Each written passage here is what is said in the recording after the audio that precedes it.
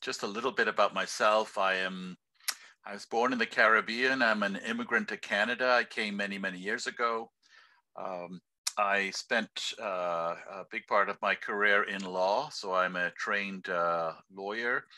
And I worked for about 22 years with Legal Aid Ontario. I was in charge of their refugee and immigration program for the GTA. So OCASI is very close to my heart, and many of the agencies and organizations that serve immigrants in Ontario. And so it really is a pleasure for me to have this opportunity to share with you today a little bit about what I know about, legal roles and responsibilities. I'm also on a number of boards. I've been on I'm on the Fred Victor board, which is Fred Victor serves the homeless in Toronto. I'm also on the board of Storefront Services for Seniors in Etobicoke, and have been on the board of Parkinson Canada and Four Villages Community Health Center, and so on. So it really is my pleasure. I'm going to take you through the slide deck, and it's really important for me that you learn as much as possible out of this deck. I'm going to actually turn off my video camera so I can really just focus on the slides that I have to share with you.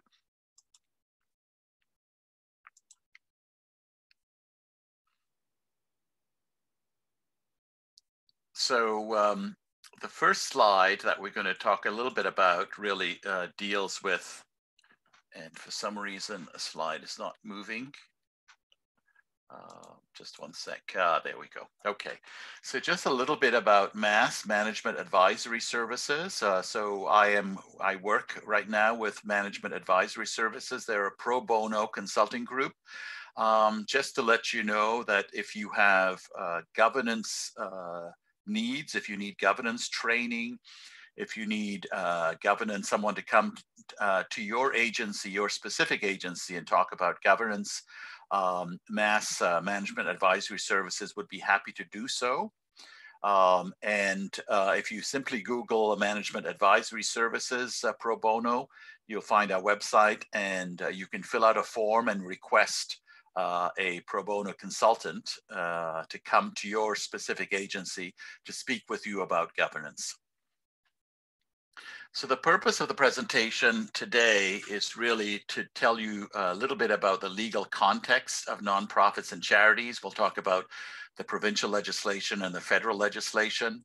We're going to talk a little bit about boards' roles and responsibilities, and then specifically about the director's role and responsibility. And then we're going to discuss some key challenges facing nonprofits today, some governance challenges. We are hoping that at the end of this seminar that you will have some knowledge of the legal instruments of the legislation. You'll be able to identify the legislation. You'll be able to identify the legislation as it relates to your agency, whether you are incorporated federally or whether you are incorporated provincially. The ability to identify the board's role and responsibility, and to understand more clearly what your role as a director is. And then we're going to talk about some key challenges and some ways to address these challenges. So these are our learning outcomes. I hope they meet your expectations at this point. The whole seminar is delivered really in 4 modules. The first module is a little introduction. The second is going to be talking specifically about the board. The third, specifically about the director. And then module 4 is about the challenges. So the first module then talks about the introduction to incorporation, not-for-profits and charities, and then the legal environments. I think the first thing to be aware of is that incorporation really is a process to create a legal entity which is separate from its members. And so incorporation really is a legal process that creates a legal entity, a body, and that body provides legal protection. That is because it's the corporation that does the things and not individual members. So it's the corporate entity, for instance, that gets taken to court in most cases, and not the individuals. So it's a corporation. It creates a corporation, which is a legal body. And it facilitates contracting. So these are two of the reasons why incorporation is important. It provides legal protection, and it facilitates contracting. So if your organization needs, for instance, financial services, or it needs IT services, or whatever the services might be, the contracting firms are contracting with the corporation and not with individual members of the corporation. It's not contracting with employees. It's not contracting with the board directors. It's contracting with this legal entity, which is called the corporation. You can be incorporated federally under federal legislation. It's called the Canada Not-for-Profit Corporations Act, or you can be incorporated provincially under the Ontario Corporations Act. There is going to be a little quiz at the end of each of these modules. And so keep these two pieces of legislation in mind, and it will help you hopefully answer the questions at the end of module 1. So incorporation under the Canada Not-for-Profit Corporations Act, which is federal, and that legislation is a modern piece of legislation. It was enacted in 2009. It has a single regulator for corporate changes that has electronic filing and retrieval. And there's a $250,000 audit exemption limit. And the Canada Not-for-Profit Corporations Act is stable and it's known at this point in time. The Ontario Corporations Act, the Provincial Corporations Act, is an old piece of legislation that came into effect in 1990. It has another regulator. It has the public guardian and trustee regulator is also involved in activities related to the Ontario Corporations Act. The Ontario Corporations Act is still using paper and microfiche and for filing and retrieval, and it has a lower audit exemption limit. The Ontario Corporations Act is actually subject to replacement. And you may have heard of ONCA. ONCA is the Ontario Nonprofit Corporations Act. So as you can see, the Canada Not-for-Profit Corporations Act is more stable and is known. And it's simpler to work with, whereas the Ontario Corporations Act is uncertain. It's subject to replacement. It's not clear when it will be replaced, and it has a number of things which make it less attractive. So Canada Not-for-Profit Corporations Act is considered at this point in time to be preferable. And we'll talk a little bit about your agency and whether it's incorporated under the Canada, i.e. the federal legislation, or whether it's incorporated under the provincial legislation. So there are a couple of things around legal documents that you should be aware of. When your agency got incorporated, if it was incorporated under Ontario, under the provincial legislation, it submitted it got what's called a letters patent. So letters patent says that you are incorporated. You are a corporation under the Corporations Act of Ontario. If you were incorporated under the federal legislation, you get a certificate of incorporation, and that is under the Canada Not-for-Profit Corporations Act. If in fact you started with a letters patent and you wanted to be reincorporated under the federal legislation, you would get a certificate of continuance, which would grant you incorporation under the Canada, under the federal piece of legislation. When you got incorporated, your letters patent or your certificate of incorporation has a number of articles that set out information. So when you were incorporated, you have articles that set out information that you need to be aware of. The classes of membership and voting rights, the number of directors, the purposes or objects of the corporation. So what is the purpose of your agency? Your purpose of your agency is contained within your letters patent or your certificate of incorporation.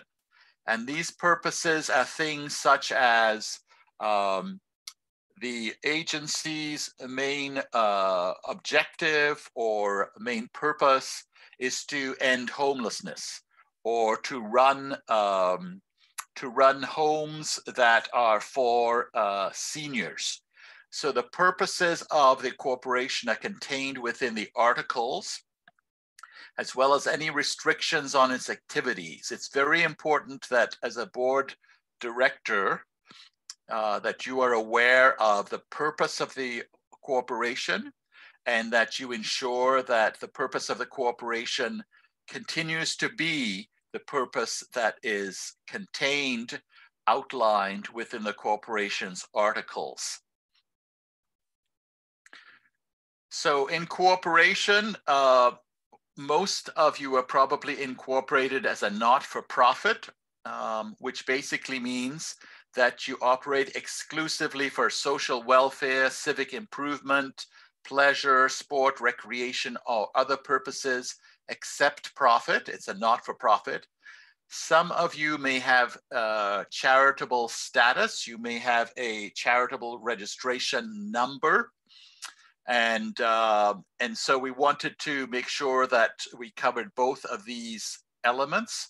And it will be interesting to find out later on how many you are solely a not-for-profit and how many of you actually have a charitable registration number. To have a charitable registration number, you have to be involved in the relief of poverty, the advancement of education, the advancement of religion, and other purposes which the courts have said are charitable in nature.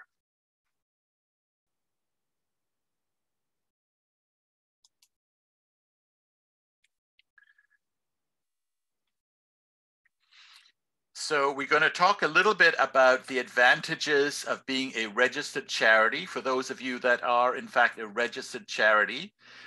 As you know, you can issue official receipts for gifts that you receive. So folks will give you a gift of money generally, and the donor, of course, gets an income tax receipt, and it reduces the taxable income of the donor. So that is obviously a very good thing, to be able to generate more money by offering income tax receipts. Charitable is once you're a registered charity, you're exempt from paying income tax.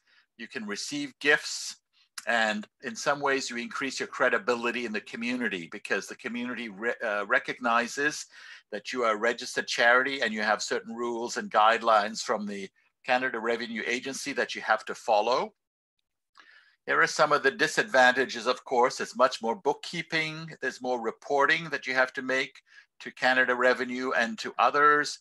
And there's required spending. So when you collect money from others as a charity, of course, you're required to spend it for that charitable purpose. These are the 4 different legal environments then that we have talked about so far. You can be incorporated federally under the Canada Not-for-Profit Corporations Act. You can be incorporated under the Canada Not-for-Profit Corporations Act as a nonprofit and have a registered charity number. You can be incorporated as a not-for-profit under the Ontario Corporations Act, which is provincial, or under the Ontario Corporations Act as a nonprofit with a registrable and be a registered charity will have a registered charitable number. As we mentioned earlier, the easiest one to navigate is under federal legislation, so being incorporated federally as a not-for-profit. If you are federally incorporated as a not-for-profit and have a charitable registration number, then of course it's a bit more complicated. The most complicated, of course, is provincial incorporation at this time because of the uncertainty of the legislation, which is going to be changed over the next year or two. It's unclear as to when that will likely happen. And also because the legislation is so old as it stands and there is still filing by paper and so on and so forth. So the bottom right corner is really the most challenging for organizations and boards to navigate through. We're going to do a little quiz, and I want to really ask if you could please put in the answer, what you think the answer is to these questions. And we're going to start with question 1. And if you could just write in the chat, you know, which legislation forms the basis of your incorporation? So we've talked about federal and provincial legislation, and we've talked about charitable status and so on. Can you tell us which legislation forms the basis of your incorporation by just typing into the chat? And Tirana will share a little bit of those answers. And please, when you write your answer, I would appreciate if you introduce yourself and the name of organization you represent.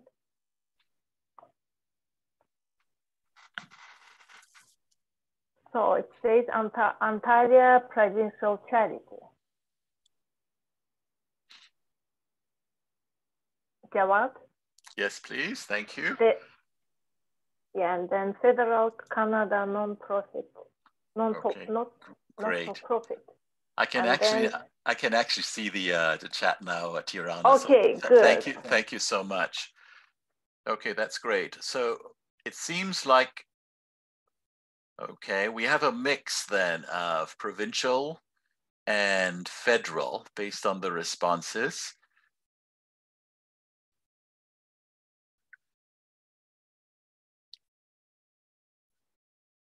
Okay, that's great. Thank you. We're going to move to the second question that we have. The incorporation articles identifies key information for directors, including the objects and purposes of the corporation. Can you write in the chat, please, what your objects or purposes are that are contained in the articles of incorporation?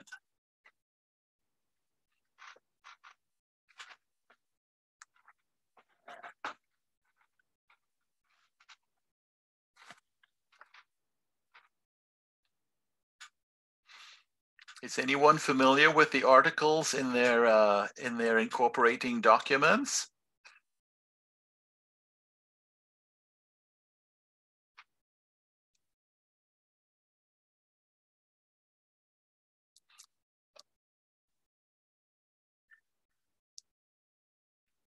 Okay, we got some really good answers here. Sudip, thank you very much. To serve immigrants, to serve victims of abuse. Not familiar with our bylaws, but not the incorporating documents. I think that's perfectly normal, to be honest. Most directors don't go deeply into the articles of incorporation, but it really would be very good for everyone, every director, to have a look at the articles of incorporation, because obviously it's very key that the articles of incorporation reflect the purposes and objectives of the corporation as they are today. So sometimes you get incorporated 10 or 15 years ago, and you don't reflect back on the objects. And you'll see that sometimes the agency has strayed away from those original objects, and they need to be updated or amended.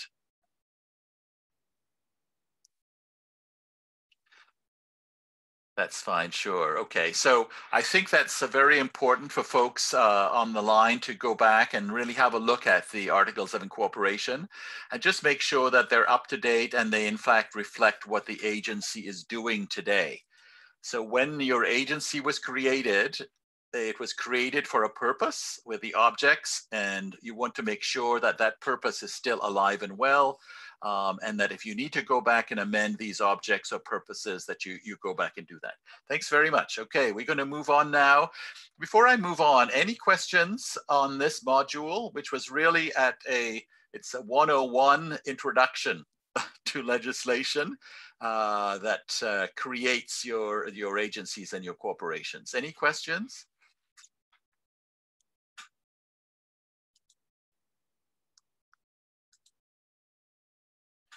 Oops, I seem to have lost now my, one sec here. Oops, oh dear, one sec.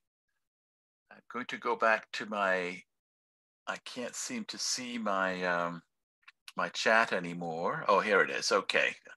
I got it. Let me look at my chat to see if there are any questions. Okay, so there are no questions on module 1. Thanks very much. I think we'll move on then to module 2. So module 2 is going to focus on the board and the board's legal roles and responsibilities. As you can appreciate, the board is a collective of individuals, but this module really focuses on the board role. So the collective role of all the directors which constitutes the board. We're going to look at rules, roles, responsibilities, and a piece that is very critical, the relationship of the board and the ED.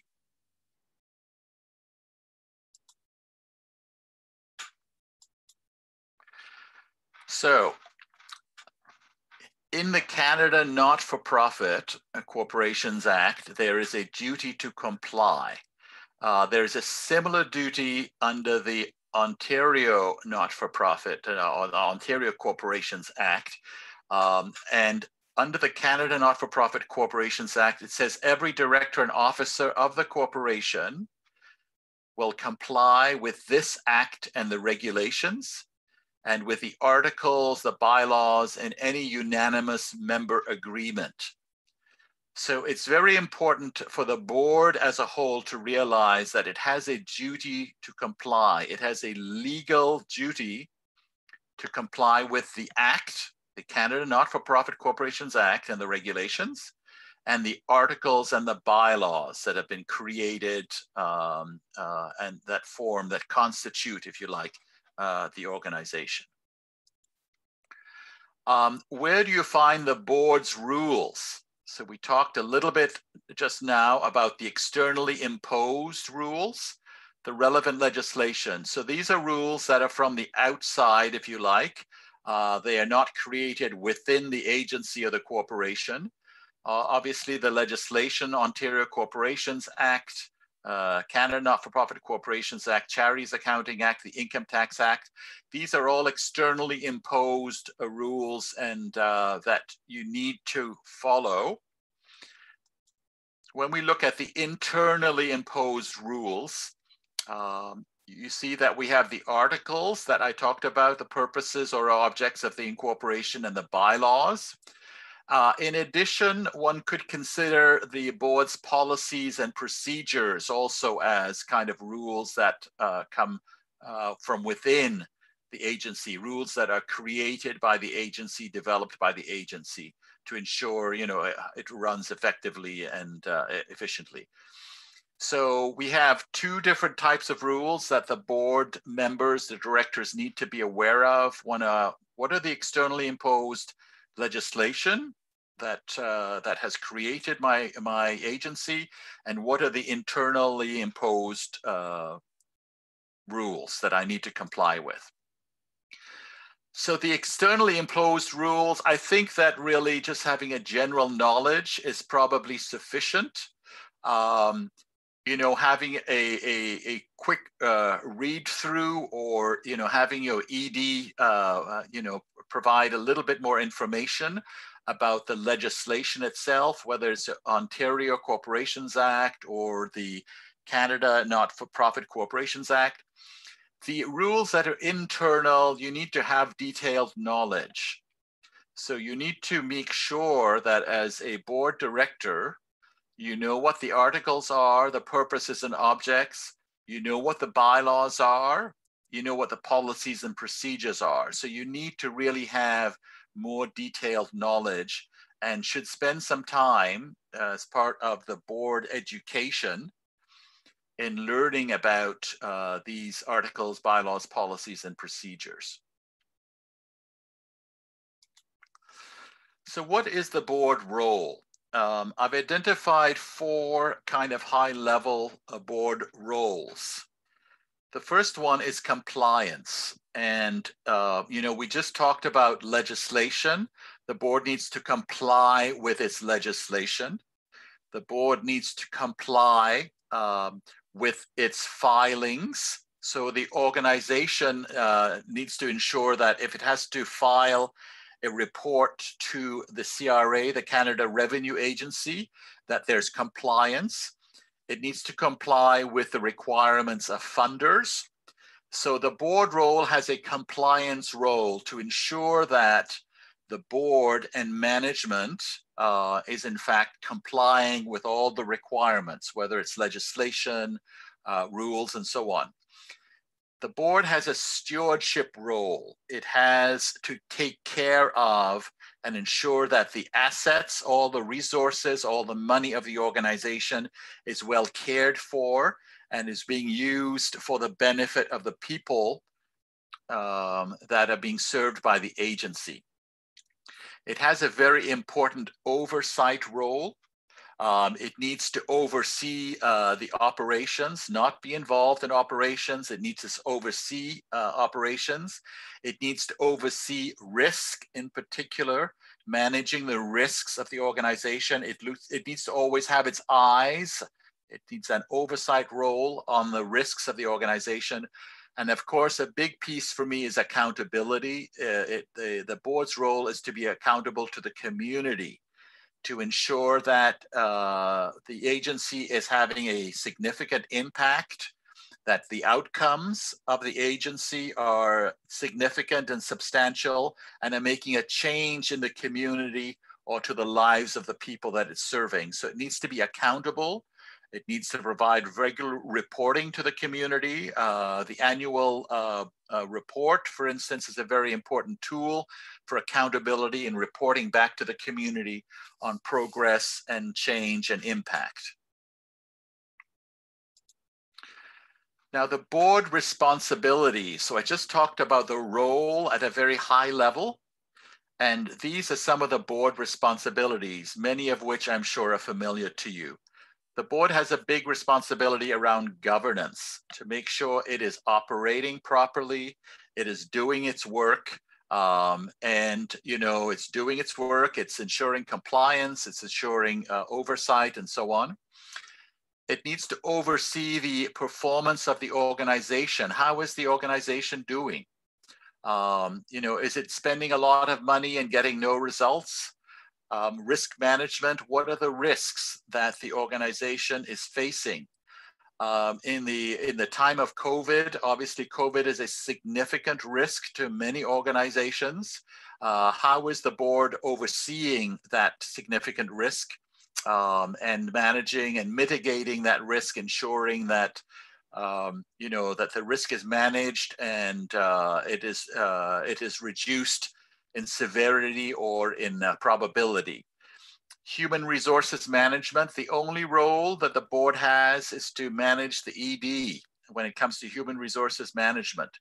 The ED is the only employee of the board is the ED.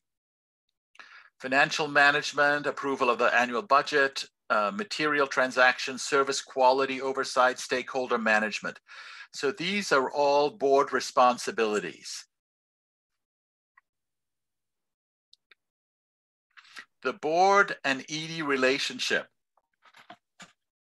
The board really works in partnership with the ED, but the board's primarily responsible is governance and the ED's responsibility is operations. I know this may sound, for many of us, this is a very gray area. There's some things that clearly belong, you know, under governance. Strategic direction, for instance, of the organization needs the approval of the board. The board has a role around compliance, obviously, that we talked about earlier, oversight of risk. The ED is focused on operations. The ED hires all of his or her staff. The ED makes sure the operations are working smoothly and effectively. The ED, has makes sure that the money is spent where it should be spent. So the ED is focused at the operations level, and the board is focused at the governance level. Javad, we do have a question on the chat room. Sure. It is asking, what is the distinction between oversight and the operational minister? Sorry, who should lead the strategic planning? Yeah, let me just have a look here. I'm going to see, there we go, my chat. Okay.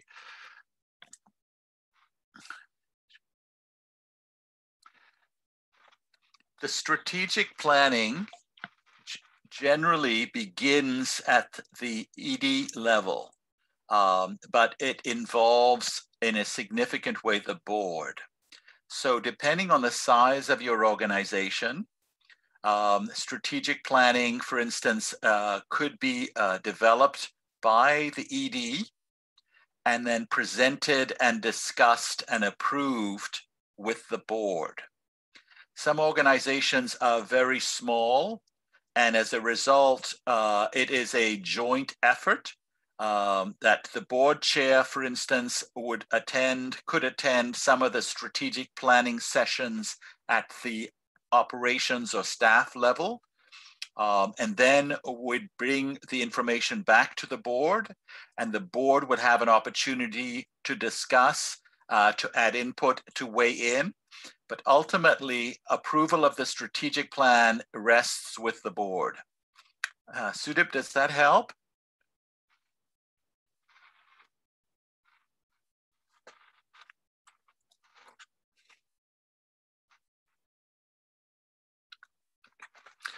Thanks very much. Okay. So this is a very important question. And, it starts with a premise that, okay, Sudip, you have another question? You can go ahead, please.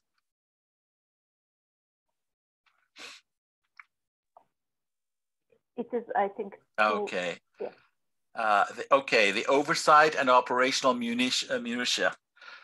So oversight involves, for instance, I'll try to give a couple examples. So, for instance, somebody may come to you and may, in fact, say that we want to add a new program to the services that we deliver. The development of the program belongs at the operational level. So the ED will come to you and say, I have a plan to open up training for migrants in our community. And the ED will say, here is the plan, the operational plan. We're going to need 3 people to work with us. We are going to need a computer. We are going to need some space. That is all operational. What the oversight role is to be satisfied that there is good planning at the operational level, and that there is evidence that the ED has considered all the different elements to create this program. But it's not to get into telling the ED that he or she needs 2 computers and not 1. That's the ED's job. And you have hired him or her, and you assume that they know what they're doing. So I hope that helps. Okay, great. Thank you, Sudip, for those questions. I want to ask about these questions now in our quiz. And so the first question really, and if you could just tap it into the chat, where can you find your agency's internally imposed rules? So where are they?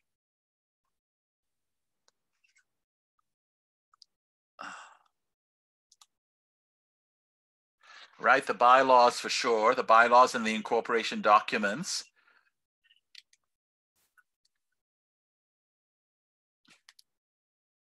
And the policies, correct, yeah.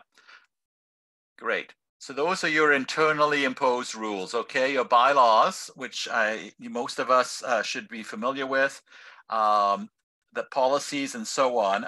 I'm going to go back to those questions. I'm sorry, I'm having a little challenge here.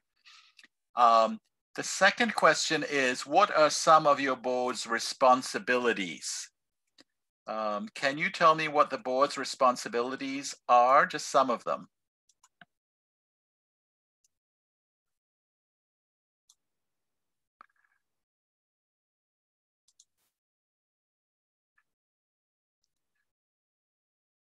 That's right. The hire of the ED, oversight, governance, compliance, strategic planning, risk management. Risk management is a big one nowadays. For approval of the budgets, strategic planning, risk management, governance planning, financial oversight, correct. Okay, that's great. Now we have some true and false questions. The first one is, hiring and firing a program supervisor is a board responsibility, true or false?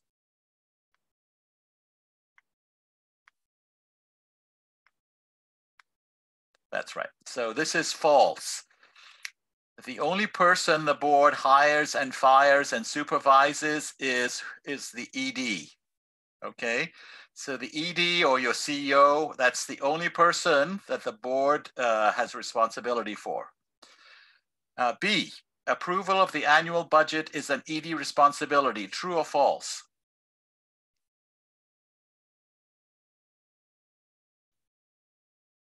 Now, think of this carefully, okay? Approval of the annual budget is an ED responsibility.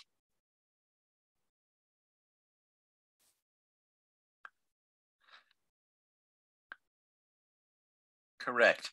So the approval is the board's responsibility. So this is false, okay?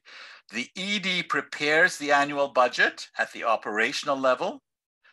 So the ED prepares the annual budget, but the board approves the annual budget, okay? It's very important. So approval is done of the annual budget is done by the board.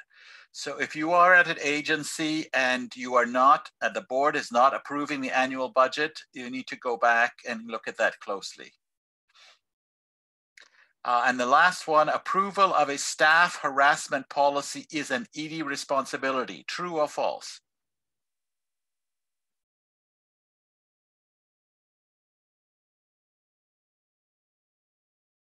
So this is also false. Okay, approval of a staff harassment policy is a board responsibility. So think of it this way. If you have the ED approving a staff harassment policy and the ED is a member of staff, does that make sense? So the staff harassment policy needs to be approved by the board. Okay, most policies need to come to the board for approval. So for instance, your client complaint policy should come to the board for approval, your client complaint policy. The staff harassment policy, it's very important that the board approve that policy. So before I move on to module 3, are there any questions about the board role and responsibilities?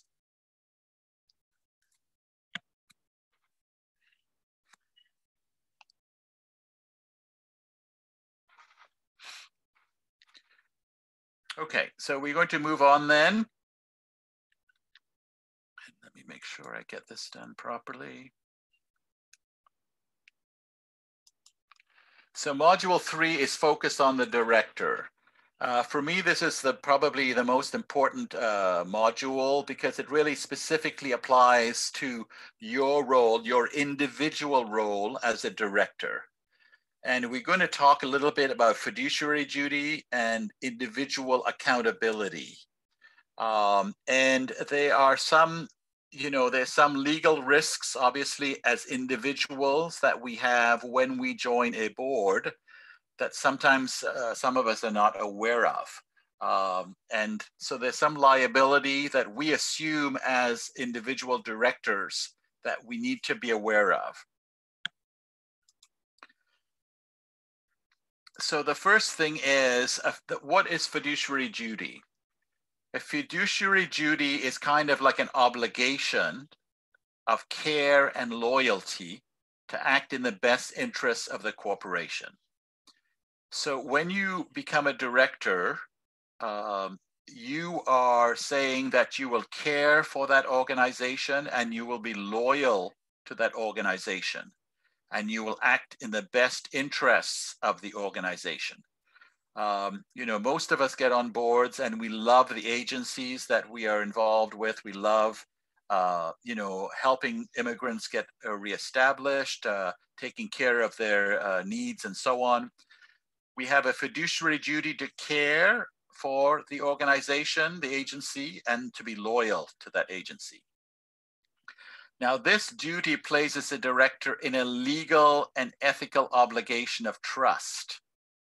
So the directors act primarily for the benefit of others. So essentially, you know, the community and the members who have elected the directors are basically saying, I trust that you will take care of this agency. I trust that you will take care of the community and that you will deliver the benefits to others through this corporation.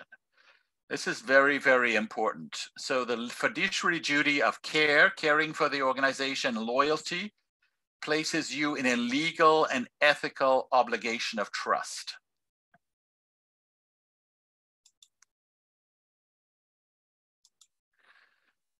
So here we have our legislation again, the Canada Not-for-Profit Corporations Act.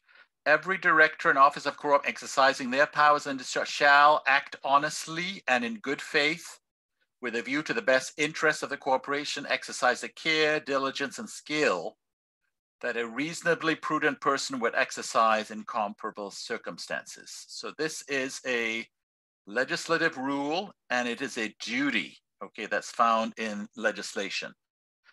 There's a similar duty that exists under the Ontario Corporations Act, Not-for-Profit Corporations Act.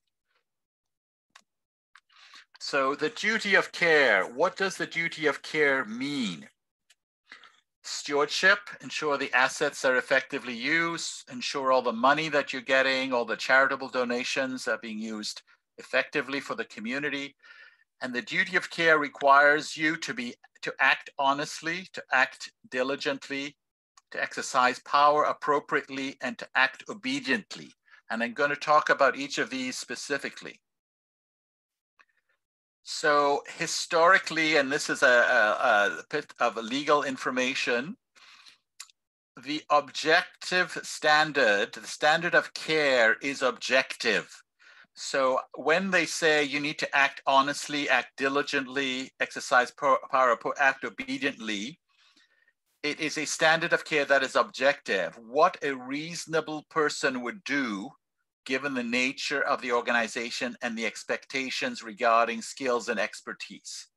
So for instance, if I am running a legal aid service, as a director, my standard of care, and I am a lawyer, my standard of care is going to be quite high because I am a lawyer, I'm running a free legal aid service. I'm expected to have a certain level of skills and expertise. And so if I fail to act honestly, then the standard is an objective standard. I am a lawyer. There's a very high standard that I would have to meet, but it is objective. It is based on what a lawyer's skills and expertise is. And so, as you know, we swear to tell the truth. We have certain obligations. And so it's a very high standard. But the standard is objective. It is based on, you know, what a reasonable person would do. If you are on an organization, it is quite possible that the treasurer, who has greater financial knowledge and skill, objectively would be held to a standard that is higher than somebody who is in communications and who does not have the level of financial skill and knowledge that, for instance, the treasurer would have on your board, who may be a chartered accountant. So it's important to realize that the standard of care is going to be an objective standard based on your skills and expertise. So the duty of care is to act honestly. I think most of us know what this means, acting truthfully in word and deed. We need to act with due diligence. We need to become knowledgeable of the organization. We need to attend meetings, participate fully in discussion, decision-making, and board materials. If you fail to act diligently, if you don't attend meetings, if you don't read board materials, you could be held personally liable if there is something that has happened to the organization and there is a loss and there is a damage to the organization. You also have the duty of care to exercise decision-making appropriately to further corporate goals and objectives. You cannot simply sit on a board and not make any decisions, succumbing to inaction or inattention. If you are on the board, you have a duty of care to care for the organization, and that care involves you making decisions, decisions that further the goals and objectives of the corporation. And then the last one is obedience. You need to be complying with applicable laws, the corporation's governing documents, and supporting the implementation of decisions that have been made by the board. So this is a lot of information right here, but it's really important to realize that as a director, you are individually under a duty of care. You have to act honestly, you have to act diligently, you have to act with the power that you have been given, and you have to act with obedience, complying with laws and supporting decisions. In addition to the duty of care, we mentioned the duty of loyalty. The duty of loyalty requires each board director to avoid conflict between the corporation interests and a director's self-interest. So once again, if you are conflicted, your duty of loyalty is going to be compromised. So your duty of loyalty is to the agency that you serve and the people that you're serving on this board. And you, as a duty of loyalty, involves avoiding situations where you may have a competing fiduciary duty. And I gave an example here. You're on two different boards and they have competing interests. So that is really very, very important, the duty of loyalty. The duty of loyalty, I think we all have a sense of what a conflict of interest is and how it can interfere with our duty of loyalty. Once again, this is within the Canada Not-for-Profit Corporations Act. You're required to disclose to the corporation if you have a conflict. And most, all agendas, board agendas should have a declaration of conflict item on the agenda. So at the beginning of each board meeting, there should be, is there any conflict of interest to declare? Okay. And if there is one, then the director has to step forward. And then of course, there's a confidentiality. You must hold information confidential. Failure to do so could harm the organization and could result in your removal from the board. I just want to talk a little bit about the breach of fiduciary duty, the breach of trust. So if you breach your fiduciary duty, you can be found personally liable, okay? So if I were not to act honestly and the organization suffers a loss, and somebody could come after me personally, okay, and say, because you did not act honestly, You breached your level of trust or fiduciary duty, and I am suing you for this amount of money. So you can be held personally liable, okay? In each case, the liability is going to depend on the facts and circumstances, and you need to get legal advice. As you know, many corporations have director liability insurance. This is a question that if you don't know anything about, you should really ask your ED or your CEO. Does the corporation have director liability insurance? It's an absolute must. And that can, in fact, protect you from any breach of fiduciary duty and any suing of agencies. One of the things, obviously, now that is very, very significant is COVID. Many organizations, as you know, are doing their very best to manage COVID risk. As you know, some staff are becoming infected with COVID. If the board is not sure and has demonstrated clear diligence in protecting its staff, the board can be subjected and the organization can be sued. Okay, we are seeing more of this happening.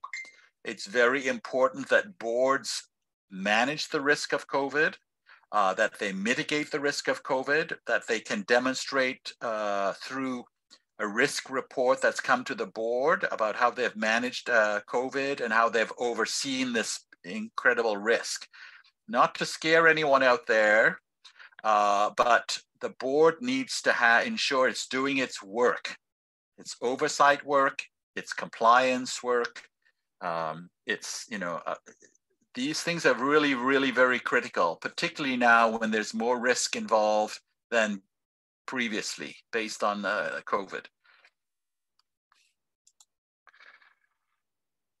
So I talked about insurance indemnification. I think it's very important that you be aware of whether, in fact, you have indemnification as directors on the board.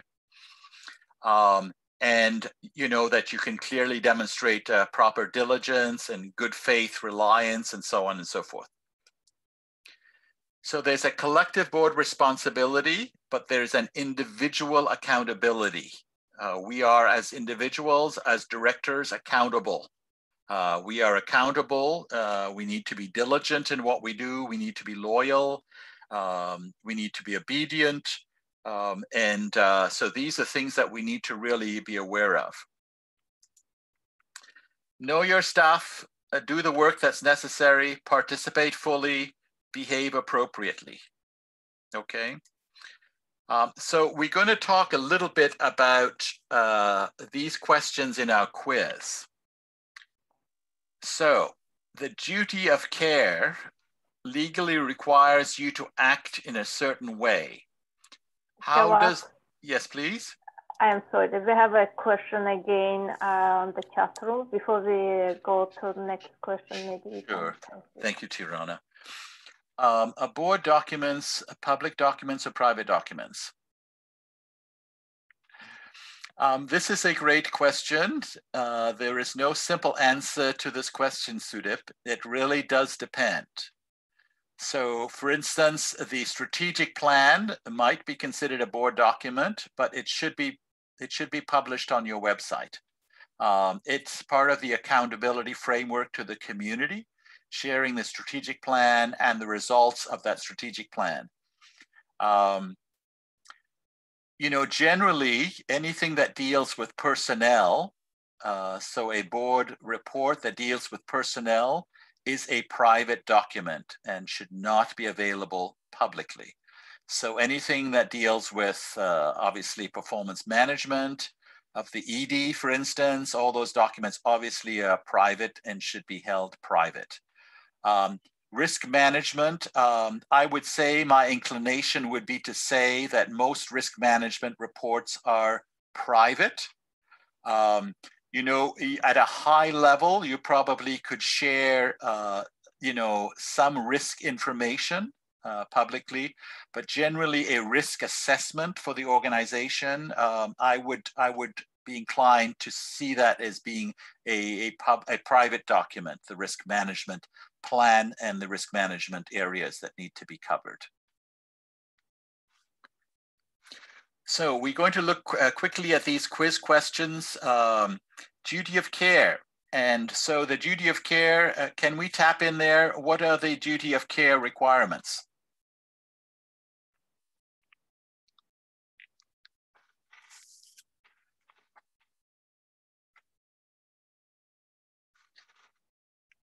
Okay, we have one person, honesty and loyalty. What are the other elements of duty of care? So the fiduciary duty is the big macro piece. Act diligently, right? So diligence is one.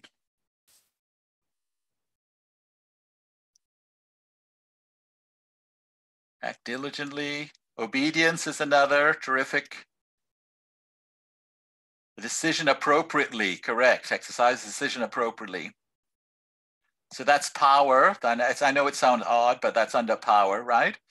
So we have diligence, obedience, power, and what's the fourth one? I forget now. Compliance, right? Compliance. So I think that we have all of those there. The next question is, what does the duty of loyalty require you to avoid? So there's a duty of loyalty, and if you are going to be loyal to your agency, you need to avoid what? Conflict of interest. Okay. True or false? If you breach your fiduciary duty, you are at risk of being found personally liable. True or false? Terrific. That's all true. Okay. That's great. Okay. So before we move on to the last module, any questions dealing with the director's responsibilities and roles?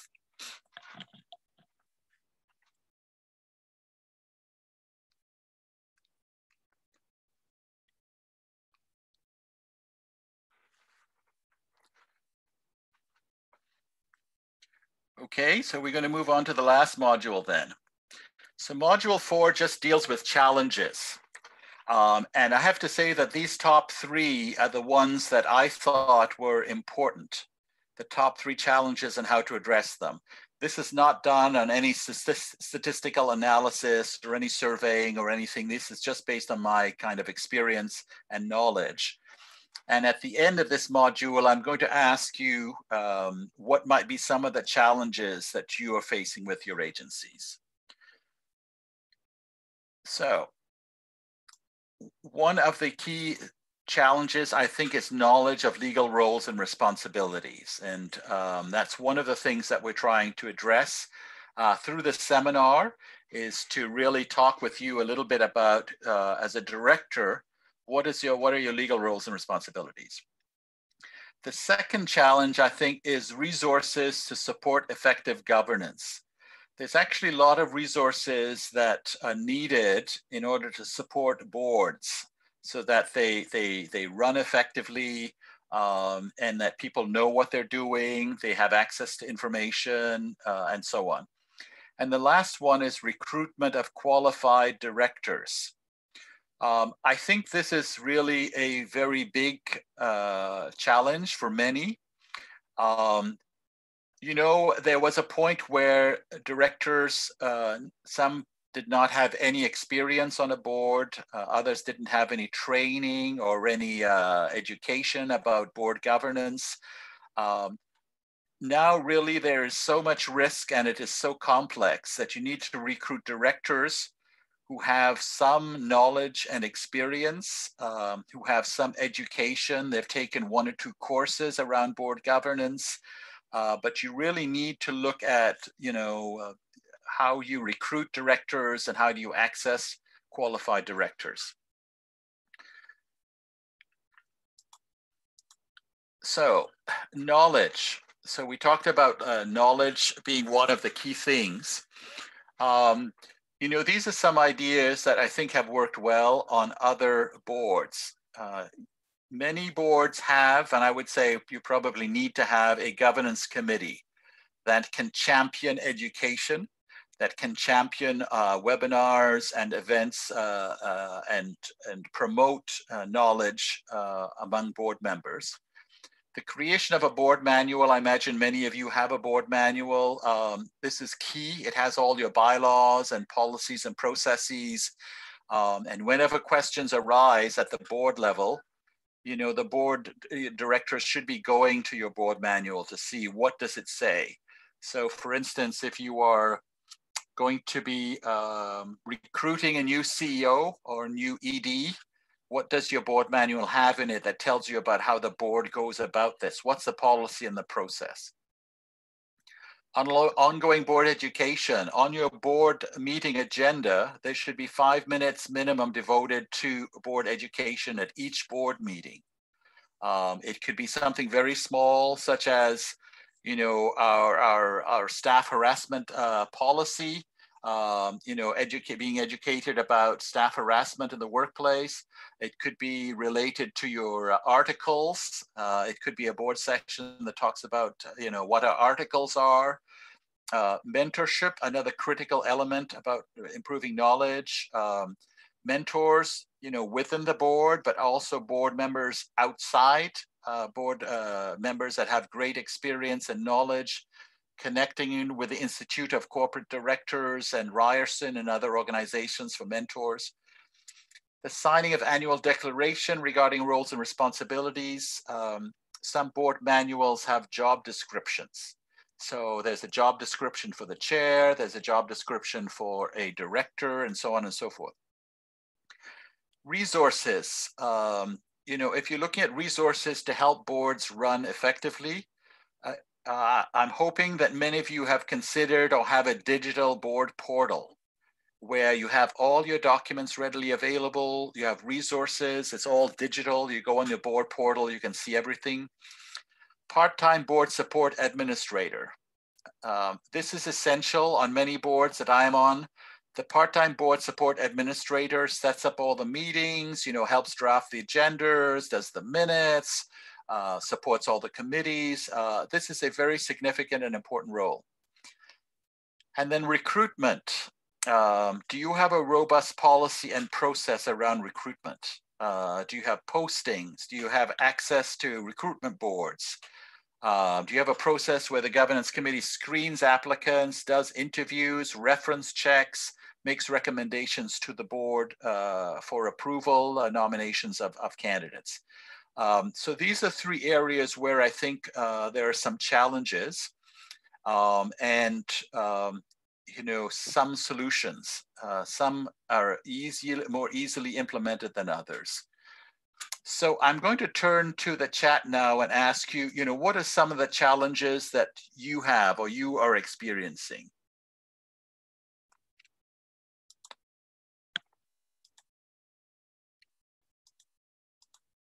Oops, sorry.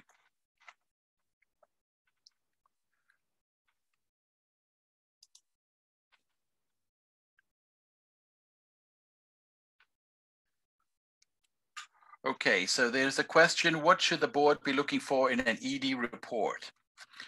That is a great question. So if your board meets monthly, I would think that some of the things that you'd want to see in an ED report would include, and it once again, it depends on how big your organization is. I would want to see some financial information, just a very brief 1 paragraph, 2 paragraphs about the financial situation. I would want to see something about programming. I would want to see, you know, some high level information about, you know, attendance, you know, how many people were involved in the programming. I would want to see some information with regard to risks, if there are any risks, important risks that need to be reported. So in a monthly report, just keep in mind that it's really at a relatively granular level. At one of the boards that I am on, every quarter, for instance, we get a big risk management report. Every quarter, we get a status update on the strategy. Every quarter, we get an update on, once a year, we get an update on compliance with all our funder requirements and so on and so forth. So the individual monthly report is really at a relatively low level. It's month to month to month. And so, so I hope that helps some ways. I don't think that the board needs a lot of operational information, but more sort of high level information with regard to some of the key areas. Overcoming institutionalized practices. Jeff, you're going to have to help me a little bit with that. I'm not sure about that challenge that you mentioned. Can you tell me a little bit more?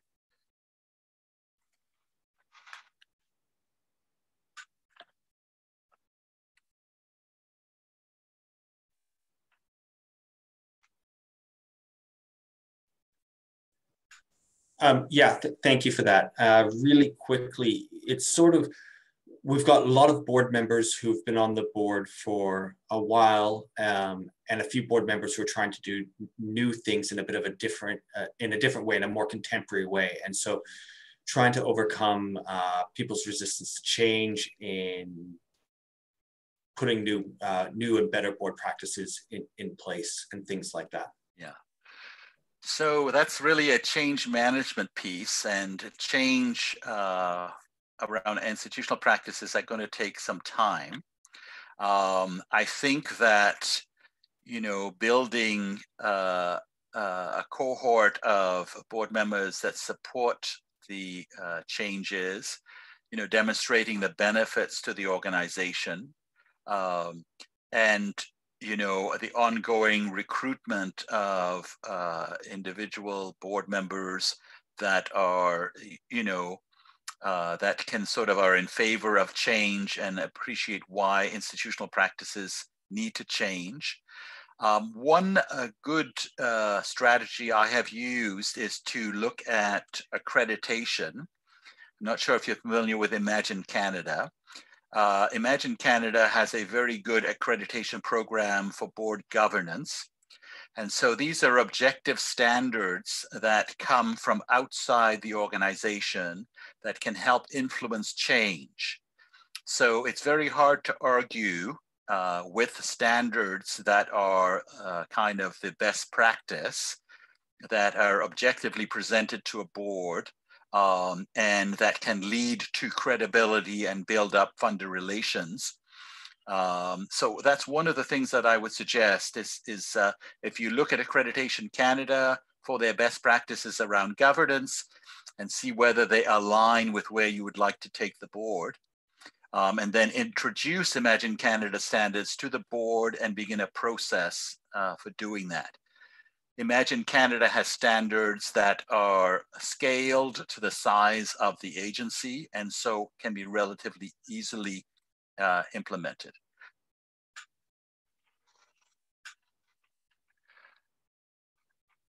Another challenge is recruiting directors who are truly interested in his or her role.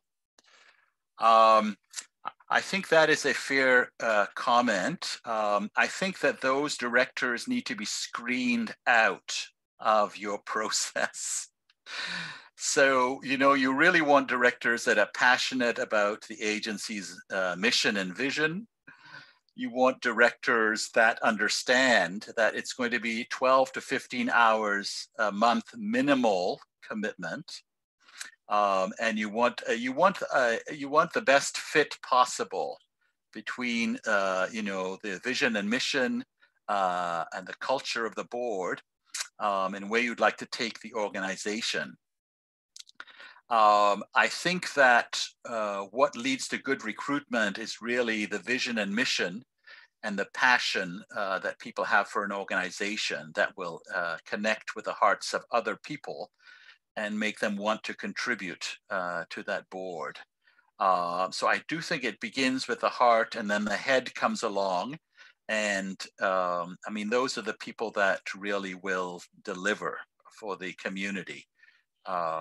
So I hope that helps, Emily. Any other challenges that anyone else out there want to raise?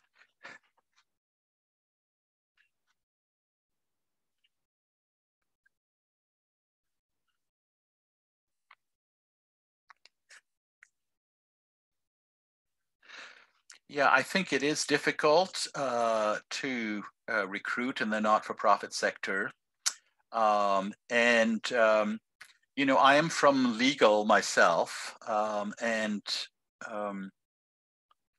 to do the quorum is taking folks that fill skill gaps. Yeah. Yes, so I wouldn't really just take folks that fill up numbers. You know, quite honestly, I'd rather reduce the size of the board than fill up numbers. So it's so that's a big question. You know, there are lots of folks in legal. You know, there are lots of folks that work with Legal Aid Ontario, my former company that I worked with, that are very committed to the community and to the nonprofit sector. And so there is a source of potential legal, you know, folks that might be interested in board opportunities.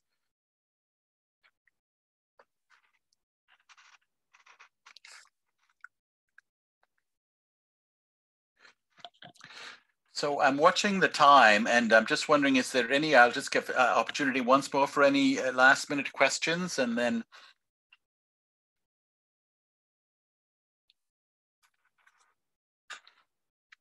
That's fine, Roger. Anything else then from anyone at this point?